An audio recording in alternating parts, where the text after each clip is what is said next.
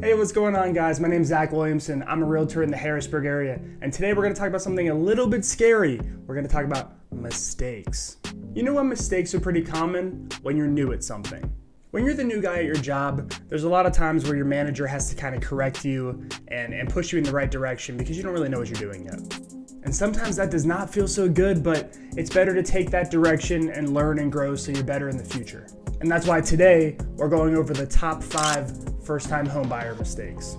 But before we get into it, if you'd like my free first-time homebuyer guide to home ownership, just let me know. You can hit the contact me link above or below this video, and I will send that over to you. So number 1, guys, is unrealistic expectations. I see this happen in all kinds of ways, and it really depends on who you talk to and what advice you're getting before you talk to a realtor.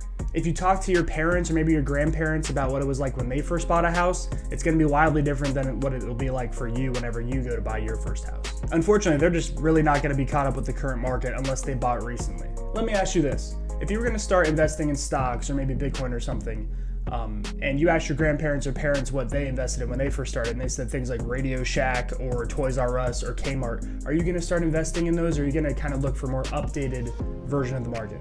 The real estate market changes rapidly, especially right now, and there are things from May that are wildly different from now in July. And those changes to the market will dramatically change how we're going to attack the market together. And it's likely that your parents or your grandparents lived in a world where it was a lot more common to invest, say, 20% into your property as a down payment when you first go to buy. And that is almost an impossible ask for most people these days. Most people today would probably not be able to buy their first home until they were 30 or 40 if they were trying to get that 20% down. And it's not just asking your elders that can be the problem. Sometimes it's the flip side of that. Sometimes there's a lot of younger people today that have kind of adopted the idea that it's impossible to own a home if you're young these days in your 20s, and that is not true either. I helped multiple people in the last year buy properties with pretty normal, steady jobs for less than what it costs to buy a beat-up Honda Civic. There are plenty of ways to get that done. We just have to be a little bit more creative, that's all. In short, things change, and you need someone to be able to help you walk through those changes who's kind of paying attention to the current market. Number 2 is a more simple mistake to address, and that is shopping before you're pre-approved. Imagine if you were shopping at the grocery store and someone just handed you a card and you had no idea how much money was on that card, but you were just kind of shopping and getting groceries for the week. That would kind of end kind of weird, right? You get to the counter and hope you can get the groceries that are in your cart, or maybe you have to put half of them back and you have no idea because you have no idea what's on that card, right? Wouldn't it make a lot more sense to know exactly how much you can afford before you go in and start shopping? I've seen people get pretty disappointed because they thought they were going to be able to afford a $400,000 property,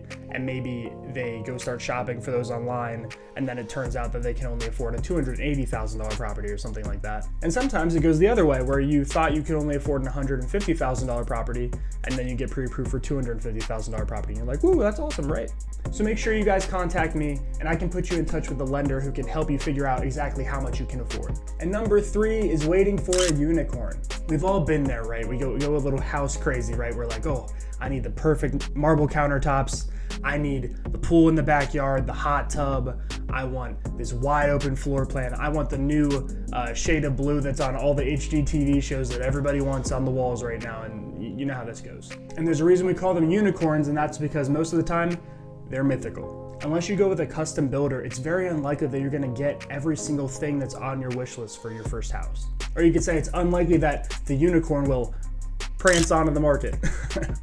And if it ever does, and the perfect house hits the market, it's likely 100 other buyers are gonna see it that way too, and there'll be a lot of competition right now.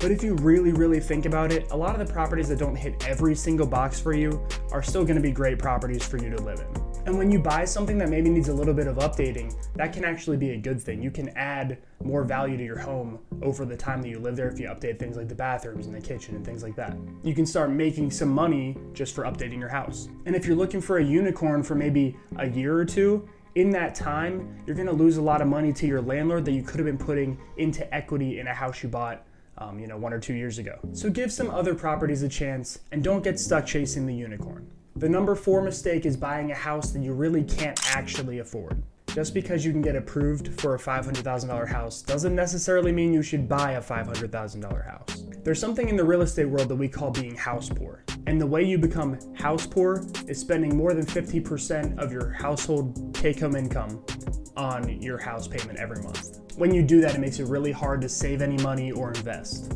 The best rule of thumb, in my opinion, is the 33% rule.